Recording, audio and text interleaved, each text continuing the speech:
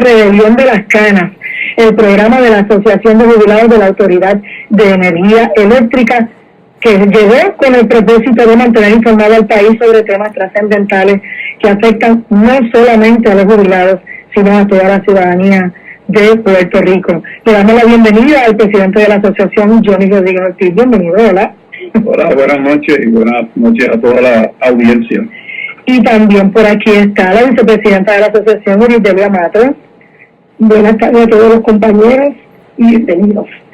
Bueno, como toda acción tiene consecuencias, debemos recordar que el presidente de los Estados Unidos, Barack Obama, estableció la Junta de Control Fiscal para Puerto Rico con la firma de la Ley Promesa. Esto fue para el 30 de junio del 2016. Y de ahí las demandas radicadas en contra de la Junta por su mera existencia, pero también por diversos recursos legales que se han incoado en contra de las decisiones tomadas por esta Junta. Para hablar de este tema, que es el que han escogido para hoy, tenemos de invitado al licenciado Rolando Manuel Jiménez, a quien le damos la bienvenida. Saludos a Dajitza, es un placer estar con ustedes en el programa. Saludos. Bueno, y aquí antes de entrar en materia vamos a conocer un poco la trayectoria del invitado y para eso vamos a dejar en el uso de la palabra a Iridelia. El licenciado Rolando Emanueli es graduado de la Escuela de Derecho de la Universidad de Puerto Rico de Juris Doctor con la distinción Magna Cum Laude en el 1986 y probó la reválida de Derecho ese año con un percentil del 98%. Ha sido profesor en la Escuela de Derecho de la Pontificia Universidad Católica de Puerto Rico, en la Facultad de Derecho Eugenio María de Hostos en Mayagüez y en la Facultad de Derecho de la Universidad Americana. Ha publicado artículos sobre temas jurídicos en revistas especializadas y en varios periódicos de Puerto Rico. Además, hace aportaciones frecuentes de orientación a la comunidad, ofrece seminarios de educación continua para abogados y el público en general. Estas conferencias versan sobre diferentes temas jurídicos, sobre la ley promesa, quiebras y restauraciones de negocio. Está admitido para practicar la profesión jurídica en el Tribunal Supremo de Puerto Rico, en el Tribunal Federal para el Distrito de Puerto Rico, la Corte de Apelaciones del Primer Circuito de Boston y el Tribunal Supremo de los Estados Unidos. Publicó la primera edición del Prontuario de Derechos Probatorios puertorriqueño en el 1994, premiado como obra jurídica del año con el Colegio de Abogados de Puerto Rico en el 1995. Se utiliza como libro de texto en las facultades de Derecho y programas especializados de Criminología y Ciencias Forenses. En el año 2016 publicó Promesa, premiado nuevamente como obra jurídica del año por el Colegio, donde analiza detalladamente las disposiciones de la ley a los fines de definir cuál es el impacto que tendrá en todos los aspectos de nuestra vida como pueblo. Ha publicado varios libros multimedios y actualmente se desempeña como presidente del bufete Emanueli, con oficinas en Ponce y San Juan. Gracias por acompañarnos, licenciado. Pero antes de pasar, quiero anunciar que el licenciado participa los lunes a las 8 de la mañana en WPAB 550. Bueno, licenciado, con esa presentación, ya usted sabe, ya pusieron en perspectiva a todos los jubilados y a los amigos de la asociación de con quién estamos hablando. Y vamos a dejar que ustedes, esto sea una conversación entre Iridelia, Johnny Rodríguez y usted, así que adelante con las preguntas. Sí, quería mencionar, saludos, licenciado. Saludos. Bienvenido a este país, gracias por participar. Antes quería mencionar que recordarle a la audiencia que Promesa es la que ha obligado a estar discutiendo en la legislatura incesantemente la eliminación del bono a los empleados públicos, la eliminación de la ley 80 y el recorte a las pensiones de los jubilados. Pero para arrancar desde la historia, licenciado, me gustaría que nos dijera por qué estamos en quiebra. Y si la ley promesa era la única que tenía el presidente Barack Obama, como dijo nuestra animadora, en el Congreso, y que ayudara a Puerto Rico a salir de la quiebra. Bueno, estamos en quiebra porque existe desde el 1898 un sistema colonial que establece todos los mecanismos legales para que Estados Unidos extraiga la riqueza de Puerto Rico y que realmente esa riqueza que Puerto Rico genera no se utilice a cabalidad para financiar las necesidades del pueblo de Puerto Rico. El concepto de paraíso fiscal es el que permite que empresas foráneas amparadas por el ordenamiento tanto de Puerto Rico como de Estados Unidos puedan venir aquí y operar, generar pingües ganancias, y entonces lo que dejan para el sostenimiento del Estado y para los puertorriqueños que vivimos y trabajamos aquí son realmente migajas. Ese desbalance que hay entre lo que se produce y lo que abandona el país se agrava porque prácticamente todos nosotros lo tenemos que importar. Y por eso es que $1 invertido aquí sale inmediatamente fuera del país y no se queda para fomentar una economía local. Así que tenemos toda una estructura productiva, puertorriqueños que somos buenos trabajadores, que somos eficientes, pero que se nos paga muy poco y las empresas entonces se llevan las ganancias. Para darte un ejemplo de esto, Estados Unidos, en su mayoría son empresas norteamericanas, extrae de Puerto Rico $35,000 millones anuales. Y además hay $20,000 millones en créditos contributivos, es decir, en circunstancias en donde el Estado, el gobierno de Puerto Rico, no recibe contribuciones por las ganancias que se generan. Si tú vienes a ver, aunque puede haber una imbricación entre los 35 millones y los 20,000 millones, en realidad anualmente se produce suficiente para cubrir los servicios esenciales, para cubrir las pensiones, para cubrir la deuda de Puerto Rico sin ningún problema. Pero como el sistema está diseñado para que nadie responda contributivamente, cuando digo nadie, obviamente los que tienen el bolsillo profundo, pues no hay suficientes fondos para financiar. Entonces, poco a poco, la colonia dentro de ese sistema, para poder sostener las carreteras, la salud, la seguridad, tuvo que endeudarse, y al endeudarse, pues entonces colapsó el sistema financiero gubernamental y llegamos a esta situación. Había otras alternativas. Obviamente, estábamos dentro del capítulo 9 de la ley de quiebra y en el 84 nos sacaron. Y nos sacaron arbitrariamente porque en realidad no se sabe qué fue lo que pasó. El Congreso meramente pasó una enmienda y se eliminó a Puerto Rico del capítulo 9. Y cuando esta situación hace crisis, que es cuando no se puede pagar la deuda, que se anuncia, ¿verdad?, porque hacía Padilla esa situación, el Congreso nos ataca y dice que los puertorriqueños son unos corruptos, no saben gobernarse y hay que imponerles una junta de control fiscal. Cuando no se toma en cuenta que todo el andamiaje jurídico que existe aquí en Puerto Rico es para que las compañías extranjeras saquen una ganancia extraordinaria y que dejen muy poco para el sostenimiento de las necesidades que nosotros tenemos como pueblo. Muy bien, le pregunto al licenciado, porque es que estamos hablando ya de 3 leyes de quiebra, la que había hasta 1984, la que se aprobó localmente, que desapareció, y la que está vigente, aprobada por el Congreso. Y entonces, ¿cómo es posible, para que el público entienda de qué es lo que estamos hablando, que este gobierno que aprobó su propia ley de quiebra está obligándolo el Congreso de los Estados Unidos a regirse por una ley que ellos aprobaron allá y no nosotros acá en nuestra legislatura? Sí, ese es el problema, ¿verdad? Que el Congreso, bajo la cláusula territorial, controla todos los aspectos de nuestra vida diaria. Y a pesar de que no teníamos el beneficio del capítulo 9 de la ley de quiebras, pues ante ese vacío, pues se hace la ley de quiebra criolla y el Tribunal Supremo de Estados Unidos declaró inconstitucional la ley de quiebra criolla, y ahí es que viene otro vacío jurídico y ahí es que aprueban Promesa. Pero Promesa establece una junta de control fiscal compuesta por 7 miembros que no han sido de ninguna manera electos ni escogidos por el pueblo de Puerto Rico y son los que dictan la política pública mediante los planes fiscales y los presupuestos. ahora están controlando todo el proceso de ajuste de la deuda de Puerto Rico mediante los casos de título 3.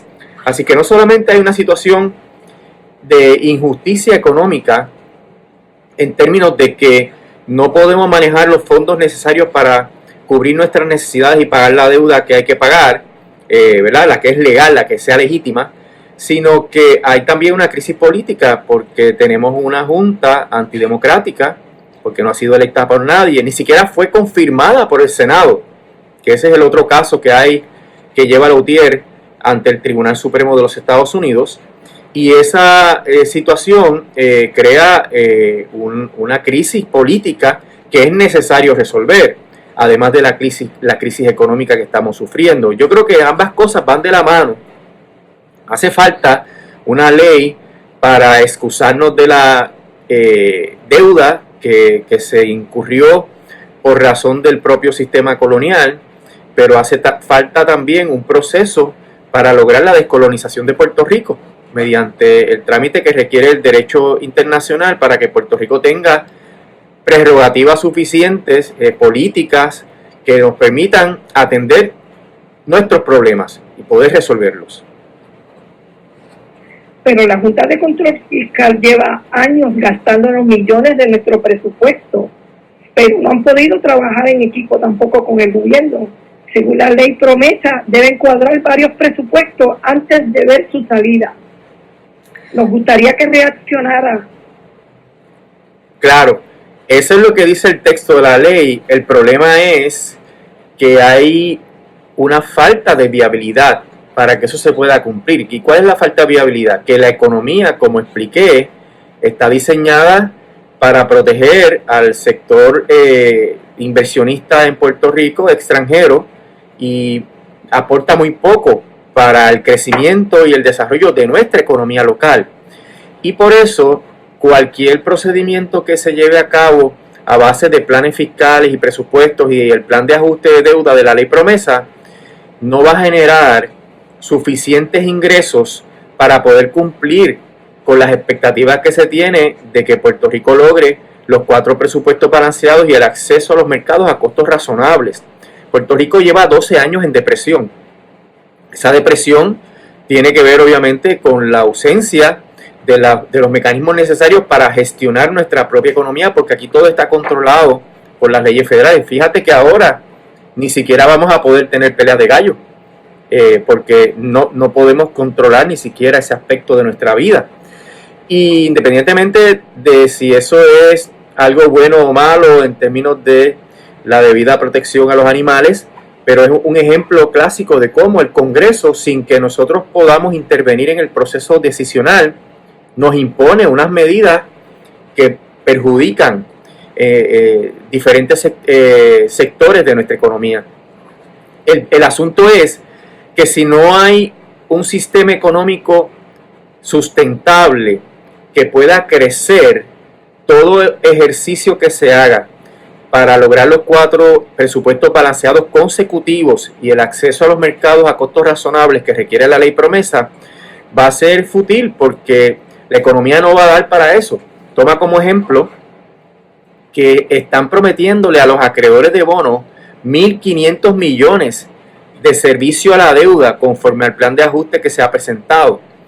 El presupuesto de Puerto Rico actualmente está usándose a capacidad. ¿De dónde vamos a sacar los 1.500 millones de dólares? De las pensiones, de los servicios esenciales como la salud, la seguridad, la educación. O sea, hay un problema de fondo que es el que tiene que atender la ley federal. La ley promesa es un parcho, pero que dentro de las circunstancias económicas de la colonia no va a funcionar. Licenciado, le pregunto con relación al papel del representante del gobierno de Puerto Rico en la Junta de Control Fiscal, que ahora me parece que es el presidente de la Junta de Gobierno de Acueducto, Elías Atienza. Correcto. ¿Cuál es el papel que desempeña este funcionario si no tiene ningún poder decisional allí? Bueno, esto es como el comisionado residente que tiene Puerto Rico en el Congreso. Puede participar en las reuniones, puede hablar, pero no tiene poder de voto. Y de hecho la ley promesa dice que la Junta se puede reunir excluyéndolo, así que no necesariamente tiene la facultad de participar en todas las reuniones. Es realmente el representante que va a las reuniones, cuando lo dejan participar, puede hablar, pero cuando se va a votar no cuentan su voto, y entonces arranca y le cuenta al gobernador o a la gobernadora qué fue lo que pasó en la Junta. Es un correveidile entre el gobernador o la gobernadora y la Junta de Control Fiscal, pero no tiene poder alguno, porque el representante financiero y fiscal del gobierno de Puerto Rico es AFAF, que es la agencia que está involucrada en todos los procesos de los planes fiscales y en los casos de título 3. Así que en ese sentido, Elí Díaz Atienza no tiene un poder real para influenciar en las decisiones de la Junta. O sea, que basado en lo que usted está diciéndonos a nosotros, si yo entendiera que aquí la Junta de Control Fiscal es la que toma las decisiones fiscales, precisamente, en cuanto a las finanzas de Puerto Rico, estaríamos hablando de un gobierno impuesto sobre otro.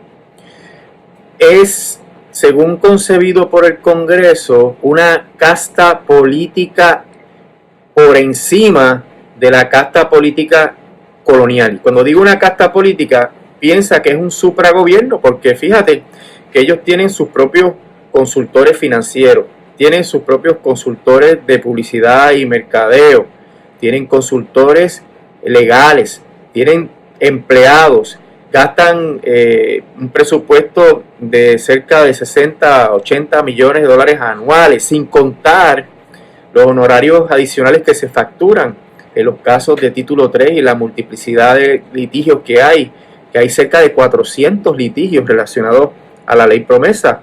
De los que se hablan son de bien poquitos, pero hay como 400 casos donde hay abogados involucrados, financieros, secretarios, secretarias, paralegales, que están facturándole al gobierno de Puerto Rico. Y lo que está discutiéndose en el Tribunal Supremo, que ya se vio la vista oral el 15 de octubre, es si esos miembros de la Junta y todo este andamiaje de empleados y consultores son parte del gobierno local o son parte de una oficina o de un departamento federal. Si el Tribunal Supremo resolviera que son federales, pues entonces los miembros de la Junta, sus nombramientos serían inconstitucionales y el tribunal tendría que considerar si anula las decisiones de la Junta.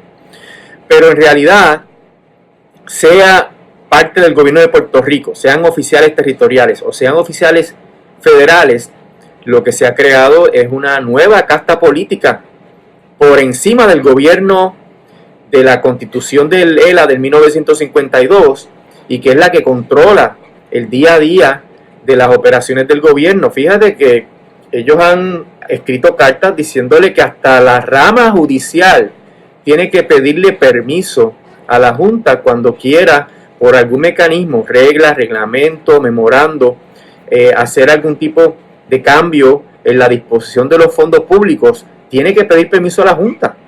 Y cuando los oficiales electos o los funcionarios no tienen el poder de utilizar, diseñar, programar un presupuesto, pues no tienen poder alguno. Y por eso es que quien manda aquí es la Junta, porque el poder político real se ejerce a través del presupuesto. Y en ese sentido, pues, en broma y en serio, pero tal vez como una tragicomedia, hay que decir que las elecciones del año que viene, de noviembre, son inoficiosas, son de mentiritas, porque tú irás a votar y echarás un voto en la urna, pero las personas que se escojan, ninguno de ellos tiene un poder real, porque para poder hacer algo tienen que pedirle permiso a la Junta.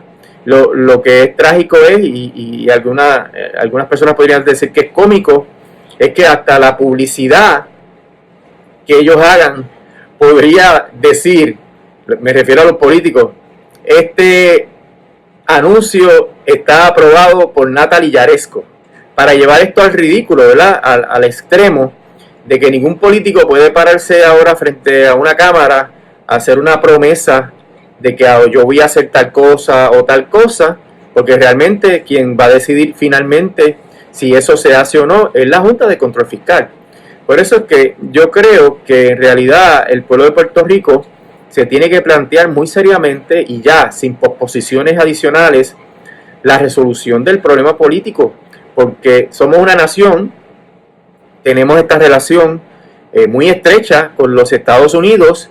Sin embargo, en esa relación se nos está dando un tratamiento como de personas que no saben gobernarse, personas que no tienen la capacidad de tomar las decisiones que corresponden para que el país eche para adelante, y esa visión de que somos un pueblo que debe estar subordinado, pues es una visión indigna, es una visión que está prohibida por el derecho internacional, por los tratados y las convenciones de derechos humanos, y esto hay que superarlo lo antes posible. Por eso es que he estado siempre, ¿verdad?, abogando porque se entienda cómo la ley promesa nos somete a una relación de indignidad, y que hay que por todos los medios tratar de que la situación política de Puerto Rico cambie, y con eso lograremos entonces mejoría y acceso a oportunidades económicas que nos permitan un crecimiento económico razonable.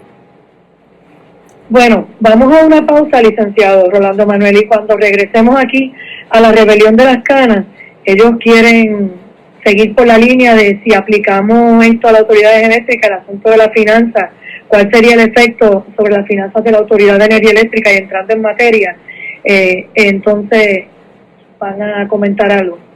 Sí, es que es necesario mencionar que este programa es gracias en parte a una colaboración del Distrito Autónomo Antonio Luchetti, que son la entidad que organiza solamente supervisores jubilados. Ellos hicieron una contribución y queremos reconocerla públicamente y darle las gracias. Muy bien, pues nos vamos a una pausa y regresamos de inmediato, no se mueva nadie. Que los empleados estén protegidos por sistemas de salud, por sistemas de recuperación por accidentes, por tener vacaciones suficientes, tener licencias por enfermedad suficientes, y ellos han venido a recortar todo eso, creando inestabilidad en el empleo, creando un éxodo de empleados que menoscaba no solamente las operaciones de la autoridad, sino menoscaba también el sistema de retiro, y entonces estableciendo un acuerdo con los bonistas que va a aumentar la tarifa, pero el aumento de la tarifa no va a ser para que se pueda reconstruir la autoridad. El aumento de la tarifa va a ser para pagarle a los bonistas. Entonces vamos a estar nosotros los abonados pagando hasta 4.6 centavos kilovatio hora para pagar unos bonos que no valen nada, y que para colmo van a pagarse primero que los gastos operacionales. ¿Cómo tú puedes operar una empresa donde los acreedores están cobrando primero que las necesidades básicas de la empresa? Y esta situación, los expertos auguran que podrían crear que la autoridad vuelva a incurrir en una quiebra, que vuelva a incurrir en un impago, porque las presiones que hay en torno a los gastos operacionales, en cuanto al mantenimiento y a la reconstrucción, hacen que el dinero que se desvía hacia los bonistas pues dejen muy poco para esas necesidades indispensables, y por eso la UTIER y el propio sistema de retiro están combatiendo el acuerdo de los bonistas, porque entienden que es una situación que podría ocasionar que la Autoridad de Energía Eléctrica no sea viable. Y cuando hablamos de la viabilidad de la Autoridad de Energía Eléctrica, estaríamos hablando de una tragedia, porque un país que no tiene energía confiable y barata, pues no puede crecer, y no va a traer inversión extranjera, ni capital extranjero, ni va a fomentar las pequeñas empresas del país. Con el aumento que se prevé para pagar a los bonistas, se ha establecido que la factura podría aumentar hasta un 50%. Es decir, que si yo pago $100 hoy, estaría pagando $150. El doctor Héctor Cordero Guzmán ha calculado que esto podría significar hasta el 40% del dinero que hay para el presupuesto. Es decir, que la energía podría ser el 40% del presupuesto de las familias que viven en los niveles de pobreza. Y en Puerto Rico los niveles de pobreza comprenden un número significativo de la población, ¿verdad? Como un 40%. Así que va a tener un impacto terrible. Esto va a fomentar también que la gente quiera desconectarse de la autoridad, desconectarse totalmente. Pero ¿quiénes pueden hacer eso? Bueno, los que puedan hacer la inversión. Y esto va a dejar que entonces que los que no podemos hacer la inversión, no tenemos el dinero, que son el grueso de la población, son los que van a mantener todo el sistema eléctrico. Y esa desproporción en la carga económica en las personas de mayor vulnerabilidad económica, ¿verdad? Pues va a ser terrible para la sociedad, porque va a haber gente que no va a tener servicio de energía pues constante ni suficiente, etcétera. Como usted sabe, al sistema de retiro de los empleados de la Autoridad de Energía Eléctrica y los jubilados, la autoridad hace ya varios años que no hace su aportación patronal, y esa cantidad de dinero está en $350 millones, algo nunca antes visto, porque en los 70 y pico de años anteriores la autoridad había cumplido cabalmente con esa obligación contractual. También hemos sabido que el acuerdo que está propuesto para verse próximamente en el Tribunal Federal, allí no se incluyó al sistema de retiro. ¿Qué nos espera a nosotros con esta situación? Bueno, el sistema de retiro está dando la batalla porque se reconozca su prioridad de pago. El Trust Agreement, que es el documento base de los bonos, establece que hay que pagar primero al sistema de retiro y después se pagan los bonistas. Ese trámite está en una etapa de descubrimiento de prueba, pero la vista va a ser el próximo 14 de enero del año 2020, y es una vista donde hay una controversia sobre si la Junta puede menoscabar los beneficios que el Trust Agreement le da al sistema de retiro. La UTIER también se está oponiendo por los mismos fundamentos, porque los salarios y beneficios marginales de la UTIER se pagan con los gastos ordinarios de la autoridad, y también se opone el Comité de Acreedores No Asegurados, porque ese acuerdo deja a los demás acreedores de la autoridad en cero.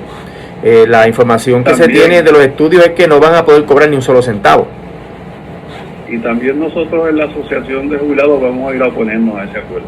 Muy bien, pues lo felicito. Vamos a estar allí conjuntamente con el resto de las entidades que se oponen, y nuestra matrícula queda convocada desde ya para que nos acompañe ese y todos los días que sea necesario a esta gestión. Excelente. Entonces, sí, le pregunto al licenciado, para luego dejar a la compañera Iritelia con sus demás preguntas. ¿La economía de Puerto Rico ya tocó fondo o todavía nos queda camino tortuoso por andar? Bueno, yo lo voy a decir de la manera más cruda que me la explican mis amigos economistas. Es que no hay fondo. La economía puede seguir cayendo indefinidamente hasta que lleguemos a la miseria, hasta que nos comamos las raíces. Y si vemos el panorama socioeconómico, ¿verdad?, el panorama político, ¿qué partido tiene una propuesta de crecimiento económico? ¿Cuál es la viabilidad de cualquier idea o propuesta que se esté planteando? ¿Cuáles son las ideas que se debaten? Pues las de siempre, las que han pasado, tenido su tiempo, ¿verdad?, y que ya han pasado, y las que son unas constantes pero que no van a generar un crecimiento que mantenga al país con las necesidades que tiene. Aquí es un problema de poderes, un problema de que no podemos gestionar nuestra economía, y de que estamos funcionando a base de la teoría de un paraíso fiscal, donde las compañías que generan ingresos cuantiosos no aportan al fisco lo que debieran aportar. Y dentro de ese esquema, el que no pueda haber crecimiento, de que esto siga realmente cayendo, y no lo digo yo, quiero que se quede bien claro el récord. La propia Junta de Control Fiscal proyecta que para el 2030 el gobierno de Puerto Rico va a tener otros déficits fiscales iguales que los que tiene actualmente. Así que esto es algo que hasta la propia Junta ha tenido que admitir.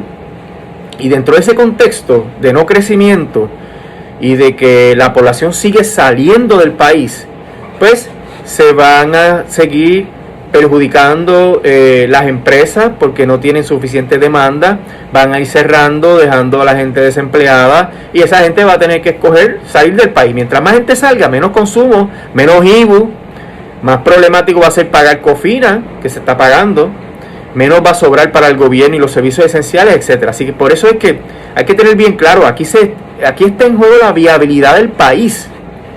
Y si nosotros no hacemos lo que hay que hacer inmediatamente, que es parar esta Junta de Control Fiscal, hablar con el Congreso de frente como un pueblo unido para que se atienda el problema político de Puerto Rico, para que podamos gestionar nuestro destino económico con los acuerdos que sean necesarios, con las estrategias que sean necesarias para que esto se pueda materializar. Pero si nos dejamos llevar por la corriente de la Junta de Control Fiscal, la desigualdad va a ir creciendo en el país. Toma nota de que los bancos tuvieron ganancias récord. ¿Por qué los bancos ganan cuando el resto de la población está en la miseria? Bueno, porque este sistema se va ampliando la desigualdad entre ricos y pobres. Y las compañías, los bancos, el sector financiero ganan mucho más cada año y el resto del país se empobrece. Y eso es lo que puede hacer colapsar el país. Licenciado, pienso yo, ¿cómo es que estos gobernantes y los legisladores no defienden al pueblo y van por encima los intereses de 2 o 3 bonistas, 2 o 3 individuos que ni siquiera viven aquí, por encima de 3 millones y pico de puertorriqueños? Pienso yo, la Junta de Control Fiscal, entiendo que se puede derrotar. ¿Es derrotable, licenciado? Es derrotable por diferentes factores. Número uno es que, como expliqué, le va a ser muy difícil cumplir con los objetivos de la ley. Le va a ser muy difícil ajustar la deuda. Están en un hilo, porque el Tribunal Supremo podría decidir que ellos tienen unos nombramientos inconstitucionales. Hay otros casos que están pendientes sobre la constitucionalidad de la ley promesa. El que la Junta no alcance sus objetivos económicos y financieros en un tiempo razonable va a ir levantando una conciencia en el Congreso de que el experimento no funcionó. El activismo que desarrolla el pueblo de Puerto Rico para que esas medidas de austeridad no se impongan va a ir amarrándole las manos a la Junta hasta que se haga una crisis política. Aquí, entre las diferentes actividades que podemos llevar a cabo, es escoger a los candidatos políticos, sea del partido que sea, que estén comprometidos con oponerse tenazmente a todo lo que la Junta proponga y a todas las acciones de la Junta. Aquí hay que cerrarle el financiamiento a la Junta. Hay que hacer todo lo posible por no pagar lo que la Junta pide por presupuesto. Y si hay que ir a la cárcel, se tiene que ir a la cárcel. Hay que trancar el dominó para que nada camine y para que el Congreso tenga que mirar el problema de Puerto Rico desde otra perspectiva. Y aquí hay una efervescencia. El PIB hizo su asamblea, Victoria Ciudadana, están las primarias en el PPD, está también el juego político en el Partido Nuevo Progresista sobre si va a haber otro candidato o no a la gobernación.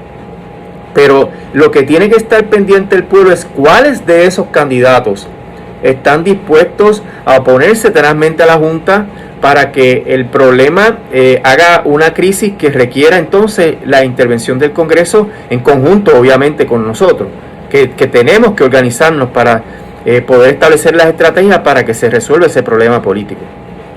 Licenciado, yo también apuesto a la esperanza y a los cambios, pero si hipotéticamente la Junta se fuera mañana, ¿qué pasaría?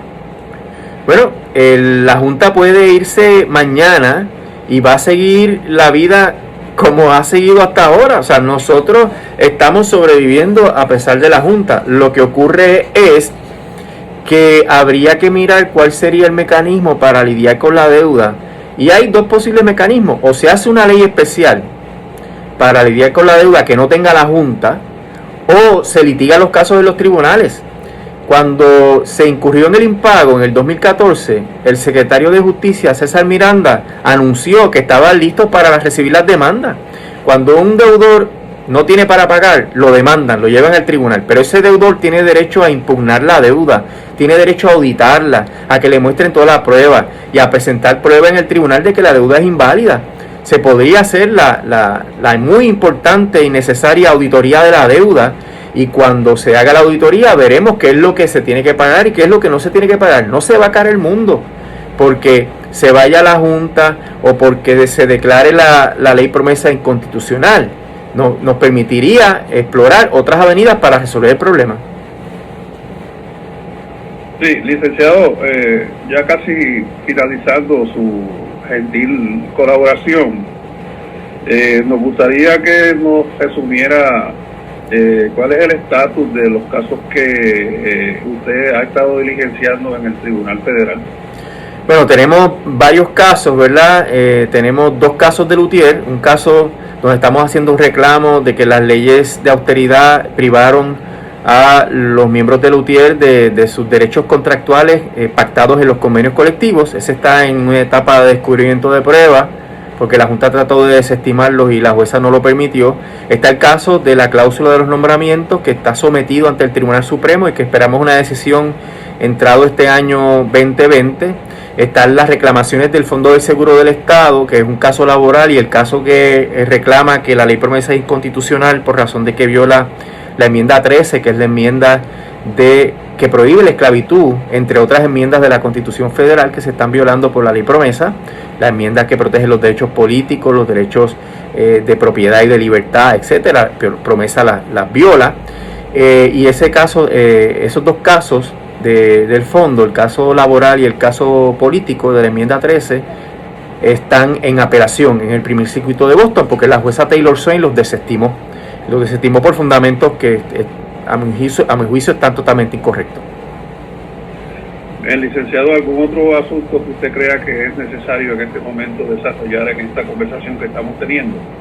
Sí, que debemos prestar atención a lo que está pasando en la Autoridad de Energía Eléctrica, porque la vista está a la vuelta de la esquina. El 14 de enero deben organizarse, enlazarse con las otras entidades que van a presentar oposiciones y denunciar la situación de que el pueblo no aguantaría un aumento de 50% de la energía, y que la legislatura no le dé paso al plan de ajuste de la autoridad si contiene este aumento, porque bajo el título 2 de promesa la legislatura no tiene poder, la Junta es la que manda, pero bajo el título 3 la legislatura tiene que legislar para aprobar los planes de ajuste de deuda. Y si la legislatura se planta y dice que no va a aprobar ese acuerdo de los bonistas, pues la Junta tiene que volver a la mesa de negociación y tienen que traer un acuerdo mejor.